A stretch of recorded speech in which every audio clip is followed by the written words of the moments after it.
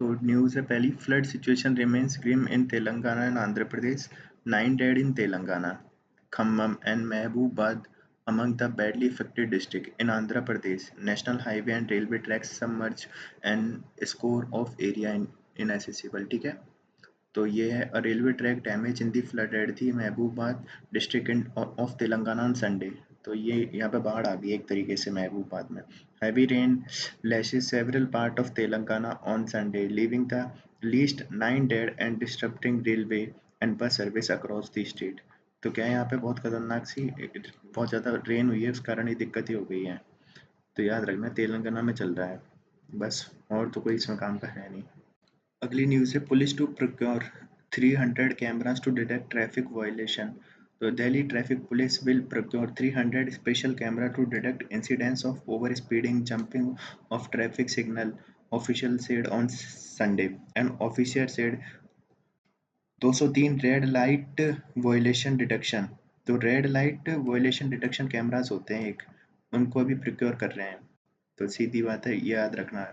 ठीक है, तो हम इसको कैसे बताएंगे, जैसे सुशासन में बता देंगे, गुड गवर्नेंस में, कि हम ऐसे ये रेड लाइट वायलेशन कैमरा लगाएं जगह जगह पे और ओवर स्पीडिंग के कैमरा लगाएं। ठीक है, अगला देखें, आप government says curbing air pollution team works, ask BJP Congress for suggestions. तो Delhi environment minister urges centre to grant necessary permission for artificial rain. तो इनकी तो रोज ही आर्टिफिशियल रेन की बात कर रहे हैं। Rai should first tell people about the reply he got from आप ruled Punjab over farm fire से बीजेपी। तो air pollution can only be tackled through the cooperation not by opposing each other। तो ये ऐसे कह रहे हैं पहले तो, कि आपस में लड़ना नहीं है। ठीक है, फिर कह रहा है, Gopal Rai on Sunday as he urged the center to necessary permission to conduct artificial rain in winter when the air quality deteriorate in the capital. He also urged the BJP and Congress to send suggestions to the September 5 meeting of Delhi Government Department called to discuss a winter action plan to tackle the problem. Mr. Rai remark have come a day after the both BJP Congress reject the idea of तो इन दोनों ने तो reject कर दिया था इसका। फिर on Friday Rai had also written to Union Environment Bhupendra Yadav requesting him to hold a meeting with experts from IIT। ठीक है, तो अपन ने देख लिए सब। अब ये सब है, तो ये आर्टिफिशियल इस रेन का यूज़ करना चाहता है और कुछ नहीं है। तो IIT Kanpur had propose them to undertake cloud seeding, a weather modification technique used to induce artificial rain since Delhi capital many type of security permission are needed conduct it here। तो ये बस यही है, कुछ नहीं चल रहा, अभी तो टाइम पास ही चल रहा है, कुछ हो नहीं रहा है इसमें। देख लिया था अपन ने कल भी, इसको हटा देता हूँ। फिर ये कह रहे हैं कि वही पंजाब वाला देखो, क्या देखो पंजाब, ये एक राजस्थान के शिक्षा मंत्री हैं, देखो ये क्या बकवास बात करते हैं। All text book glorifying Akbar will be burn. तो Rajasthan education minister Madan Dilawar on Sunday said all school text book glorifying Akbar and referring him as a great will be burned। The minister's statement came during his visit to Udaipur, where he addressing a gathering during an event in the Vivekanand Auditorium of the Mohanlal Sukhadia University. He said, comparing Akbar with Maharana Pratap is insult of Rajput warrior king and pride of Rajasthan Baba. Akbar killed many. He referred the Maharana Pratap as pupil's protector, who never accepted to bow down, while Akbar got many pupils killed of his own gain. So, calling Akbar the Great is an act of foolishness. He added, फिर mister Dilawar said there was no bigger enemy to Mewar region and Rajasthan than those who praised Akbar in their school textbook। तो बस कुछ नहीं है, time pass कर रहा है। वैसे तो न्यूज़ काम की नहीं है, फिर भी मैं पढ़ रहा हूँ। वांगचुक लेड दिल्ली चलो पदयात्रा बिगेन फ्रॉम ले। तो over 100 volunteers led by the innovator and climate activist Sonam Wangchuk started Delhi Chalo Padyatra, a foot march from Leh to Delhi on Sunday to Earth Center to resume the stalled dialogue of the leadership of Ladakh on their 4-point agenda। कौन कौन से, statehood, expansion of sixth schedule, early requirement process and a public service commission for Ladakh। तो इन सब की बात कर रहा है, and a separate Lok Sabha seat for Leh and Kargil. तो इन सब की डिमांड करी है इन लोगों ने। और इसका क्या है, दिल्ली चलो पदयात्रा। अब मैं राजस्थान से हूँ तो मेरे को राजस्थान की पढ़नी ज़रूरी है। तो IAS officer will be ambassador for Rajasthan global investment drive. तो Rajasthan chief minister Bhajanlal Sharma said a high-level delegation from state government will travel across the country and visit over 25 nations around the globe to attract the investment in Rajasthan. To attract the investment in the run-up to Rising Rajasthan Global Investment Summit 2024, which is slated to be held from December 9 to 11 in Jaipur. IAS officers have been assigned different locations to ensure continuous communication with the entrepreneur. Mr. Sharma told The Hindu during his visit to Mumbai for a roadshow to invite industrialists to invest in Rajasthan as a part of preparation for the summit. These officers will maintain regular contact with the representative of foreign and interstate companies as well as their respective government until their retirement. They will visit as need and get expertise on the region, a potential investment and trade essential serving as our ambassador to these regions, he said. We aim to double the GDP. The CM said his administration is focusing on multi-pronged approach to doubling Rajasthan's GDP from 184 billion to 350 billion in next 5 years, which translate to a target annual growth rate of 10%. तो ये बात कर रहे हैं कि इसको करेंगे 185 से 350 और एनुअल ग्रोथ रेट करेंगे 10%. There is a ambitious target given the current structure of the state's economy and due to this we have decided to host Rising Rajasthan in very first year of my government. To achieve this economic leap, we have identified certain focus sector like renewable energy, फिर है ESDM यानी electronic system design and manufacturing जैसे कि ठीक है, फिर green hydrogen, petrochemical, health, textile, agri processing and tourism. तो कह रहा है हमने ये चीज़ ढूंढी है, हम यहाँ पे ज़्यादा फोकस करेंगे. फिर mister Sharma also under this scored his commitment to the providing support for new venture for the economic growth of the state, aiming to align with the national goal of Viksit Bharat at 2024 set by the mister Narendra Modi. तो कह रहा है उसके साथ भी हम align करेंगे. ठीक है, तो ये सब हो गया. उसके बाद देखें तो nearly the early timing of the summit is intended to give us 4 years to review and execute this project and he said adding the MOU worth 4.5 lakh crore were linked in Mumbai. अगला यह है reforming the process of judicial appointments. तो इन अप्रैल while 60 lakh cases remain pending, various high courts 30% of seat remain vacant according to report published by the Department of Justice. ठीक है, तो 30% seat तो अपनी vacant ही है मतलब हाई कोर्ट्स में. ठीक है, और 60 लाख केसेस पेंडिंग है. Collegium system versus NGAC. The problem of appointment of the judges, which is linked to the problem of pendency of cases, has always been a matter of debate in India. Delay in appointment are often caused by the standoff between the executive and the judiciary. This was exacerbated when the Supreme Court struck down the unconstitutional NJC Act 2014. तो इन्होंने क्या ये कर दिया था struck the 99 amendment constitution amendment 2014 which sought to give political and civil society a final say in appointment of the judges to the highest court. तो सीधी बात है वो सुप्रीम कोर्ट के जजेस का अपॉइंटमेंट में वो पॉलिटिकल आदमी भी आ गए थे और सिविल सोसाइटी भी आ गई थी इसलिए. ठीक है, फिर court held that the collegium system which is in place protect the independence of the judiciary since the world over the judiciary is not the sole body which appoints judges. This argument has always appeared weak. तो सीधी बात है उसकी ये बात कर रहे हैं. फिर furthermore the collegium system has frequently been criticised for its lack of accountability, transparency and prevalence of nepotism. तो ये सारी दिक्कतें हैं इसमें कॉलेजियम में. The parliament is in its wisdom enacted the NJC Act. The proposed body would have replaced the collegium system, and in order to give credence, the NJC was to be headed by Chief Justice of India, include the law minister and two eminent person. तो ये सब थे उसमें NJC में. ठीक है, तो एक लॉ मिनिस्टर थे, एक चीफ जस्टिस थे, 2 एमिनेंट पर्सन थे और 2 सीनियर जजेस थे.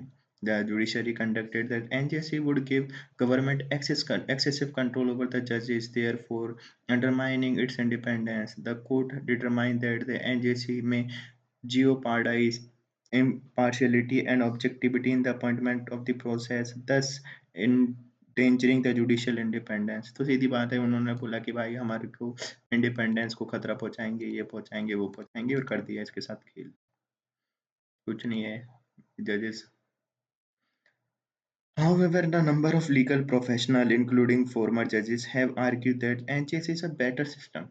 और मैं भी मानता हूँ NJC बढ़िया था, रिफॉर्म होना चाहिए. If appointment of the judges have to be take place faster, we need to be bring back NJC prior to the any plan being finalized. All relevant parties, including the judiciary, legislature, and civil society and bar association, should be consulted.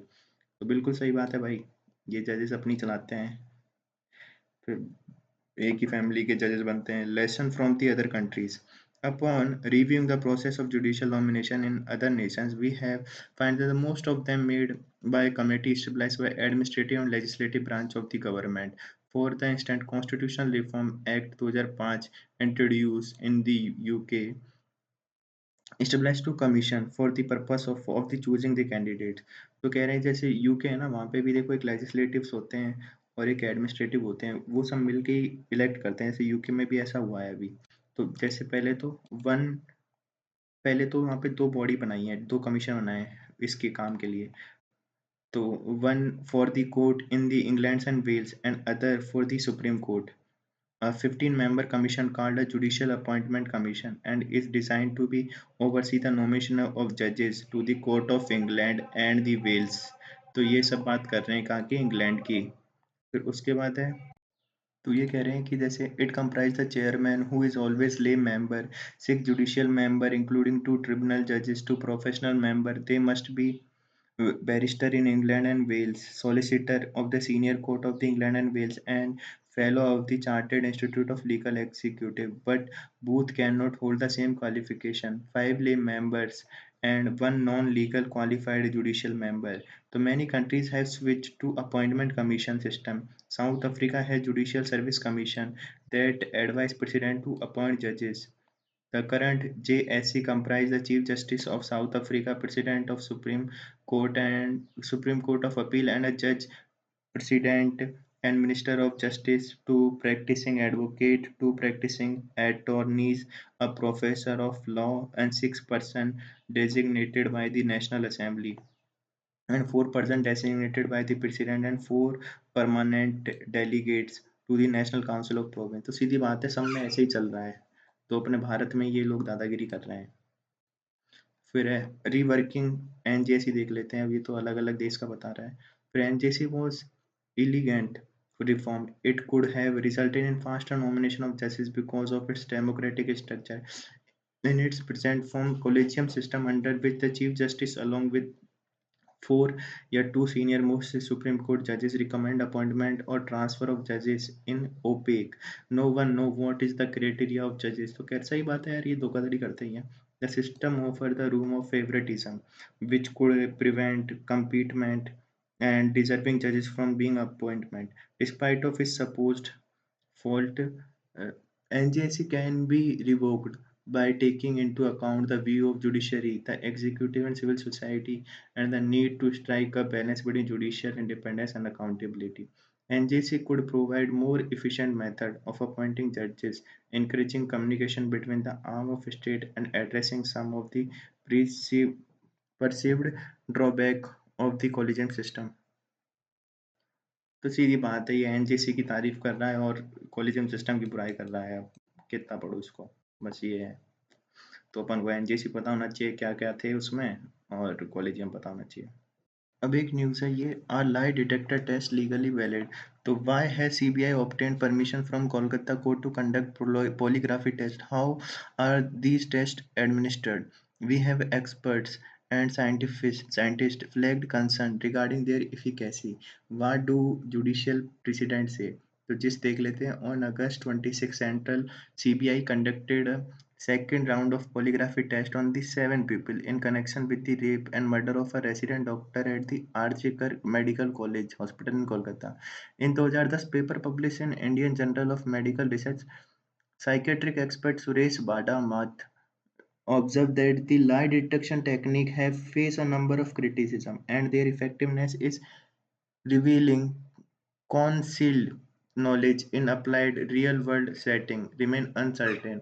The Supreme Court in 2010, in the case of Selvi Banam, State of Karnataka, ruled that no lie detector test should be administered except on the basis of consent of the accused, in accordance with the fundamental right against the self-incrimination as inherent under Article 23 of the Constitution. तो कह रहे हैं कि जब तक accused नहीं चाहेगा तब तक नहीं होना चाहिए। ये किसमें बोला था? सेल्वी बनाम स्टेट ऑफ कर्नाटक में। और क्योंकि हमारा जो आर्टिकल 20 क्लॉज 3 है वो कहता है कि सेल्फ इंक्रिमिनेशन नहीं कर सकता कोई खुद के खिलाफ। वैसे तो न्यूज़ अच्छी लग नहीं रही मेरे को, पर पढ़ूंगा कि काफ़ी दिन से न्यूज़ में आ रही है। Ensure LGBTQIA+ couples get ration card, say center. The treat partner as a member of the same household, it tells states and union territory. Calls for the making provision to allow a person to claim the body of the partner when next kin is not available.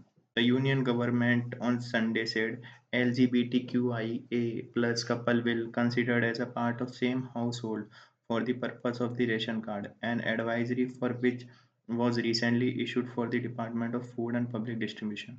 All state and union territories have also been directed to take measures necessary to ensure that LGBTQIA+ couple are not discriminated against in the issuance of ration card.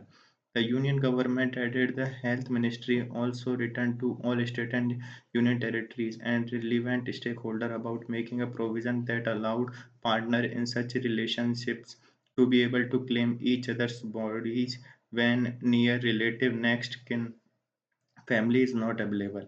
The Health Ministry has also framed guidelines on the required medical intervention of the intersex children or infants children with disorder of the sexual differentiation so that they can have medically normal life without complication. And the government said the health ministry is also working on the guideline for addressing the issue of mental health and well-being of the person from the LGBTQIA plus community. The Social Justice and Empowerment Ministry said these were among the interim measures the government has taken in the past week in keeping with the direction of the Supreme Court in marriage equality case of the October 2023.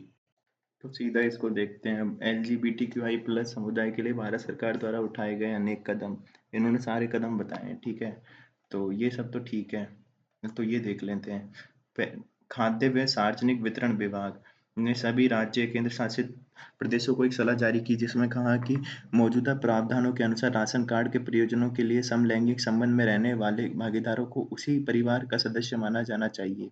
इसके अलावा राज्यों और केंद्र शासित प्रदेशों को यह सुनिश्चित करने के लिए आवश्यक उपाय करने को कहा कि समलैंगिक संबंध में रहने वाले भागीदारों को राशन कार्ड जारी करने में किसी तरह का भेदभाव न करना पड़े, ठीक है।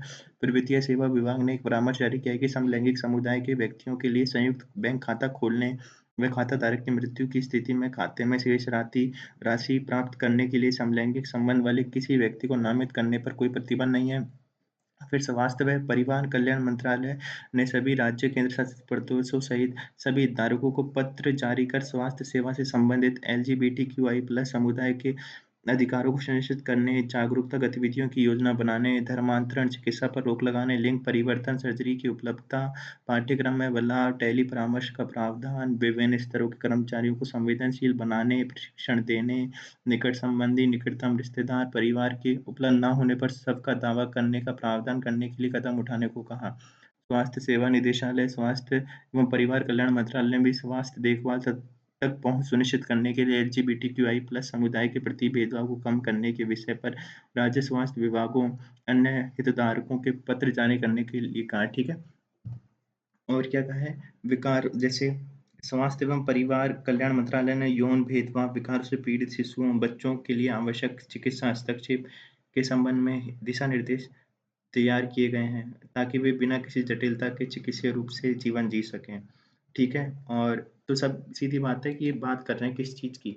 ये बात कर रहे हैं कि जो एलजीबीटी कम्युनिटी है ना, पहले तो उनको देखो इन्होंने बैंक खाते खोलने की बात करी है एक तो गवर्नमेंट ने कि कोई खोलो और उनको कोई दिक्कत नहीं होनी चाहिए। फिर दूसरी उन्होंने बात की है कि भाई उनको राशन कार्ड भी मिलना चाहिए बढ़िया से, कोई दिक्कत नहीं होनी चाहिए राशन कार्ड में। और तीसरी उन्होंने बात की है कि उनको जो हेल्थ फैसिलिटी है वो भी बढ़िया मिलनी चाहिए, कोई दिक्कत नहीं होनी चाहिए, किसी तरह की भेदभाव ना होना चाहिए और उनके प्रति संवेदनशील बनाना है अपन को, जो एम्प्लॉय एम्प्लॉयी है ना उन सबको। तो ये सब इन्होंने स्टेप्स लिए हैं, उसी के लिए काफ़ी दिन से न्यूज़ में आ रहा था। वो द्रौपदी मुर्मू ने एक चीज़ बोली है कि culture of court adjournment of case in the court has to be change. तो कह रही है जो एडजर्न कर देते हैं ना कोई कि इस दिन के लिए एडजर्न की जाती है, उस दिन के लिए एडजर्न की जाती है, वो बदलना चाहिए। फिर the president Droupadi Murmu on Sunday said poor villagers should not fear going to court and apprehensively that prolonged the litigation fueled by the culture of the adjournment would make their life worse. They should not prefer to suffer injustice quietly rather than seek justice in court. The culture of adjournment should go, Ms. Murmu said. ठीक है. In the closing ceremony of two-day national conference of district judiciary. तो national अभी ceremony हुई है किसकी? The two day national conference of district judiciary. फिर है she highlighted that the justice should not be delayed, especially in cases involving women and children. ठीक है. फिर है ब्लैक कोट सिंड्रोम है. The president coined the phrase black coat syndrome for the high stress level ordinary citizen experience in the courtroom. She compared it to the white coat syndrome patient feel in hospital. तो कहते हैं कि syndrome होता है कि उनको डर लगता है कि यार हम नहीं जाएंगे कोर्ट वगैरह, क्योंकि उनकी हिम्मत नहीं होती जजेस वजह से काम करवाने की, वैसे ही उनको एक कंपेयर कर रही हैं वो वाइट कोट सिंड्रोम जो कि डॉक्टर से होता है. फिर miss Murmu said that rural population considered judges in the lowest to the highest court as good, but their faith and confidence would fail. Their smile would disappear from their faces if cases take 10 to 32 years to finish. She also drew attention to the perennial problem of the pendency in court. तो ये सब की बात कर रही हैं. He said, फिर इसके बाद chief justice of India D Y Chandrachud said, complete complacency was not an option with an institution integral to the life of nation's judiciary. Justice delivery is essential. Service provided to citizens, especially to most vulnerable, the CJI said. He said the currently national average disposal rate stood at 95%. Despite progress made in disposal rates, tackling pending cases remained a challenge. तो कह रहे हैं अभी हमारी disposal rate 95 है. The Chief Justice Chandrachud said, for the disposal to be outweighed in institution cases, the court must work beyond the capacity of 71 to achieve 100%. तो बस यही सब चल रहा है. आज तो कोर्ट वालों के पीछे पड़ गए लग रहा है. फ्रेक न्यूज़ है. Japan protest after the Chinese ship enter in territorial water.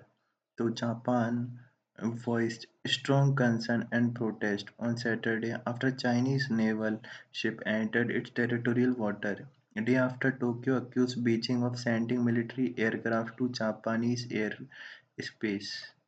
तो बस ये चाइना वालों ने जीना आराम कर रखा है, कभी फिलीपींस के साथ, कभी ताइवान के साथ, कभी जापान के साथ. A Chinese naval vessel was spotted entering Japan territorial water near the South कोचिनोरा कोचिनोइराबू कोचिनोइराबू आइलैंड. तो इसको याद रखना, ये कौन सा आइलैंड है? Kuchinoerabu island. किसका ये आ जाएगा. फिर है the existing south west of the Yakushima Yakushima is land nearly 2 hours later, defence ministry से. ठीक है, तो ये है. और the last Monday, Japan scrambled fighter jet after a 2-minute incursion by Chinese Y-9 surveillance aircraft off the Danjo Island in the East China Sea. तो देखो 2 island आ गए, which Tokyo slammed as the serious violation of sovereignty. तो पहले तो इन्होंने Dunzo island में भेजा अपना एयरक्राफ्ट, और इस बार सुनने में आ रहा है कौन सा में, कोचिनोइराबू आइलैंड. तो ये अपन को याद रखना है, तो आइलैंड न्यूज़ में है।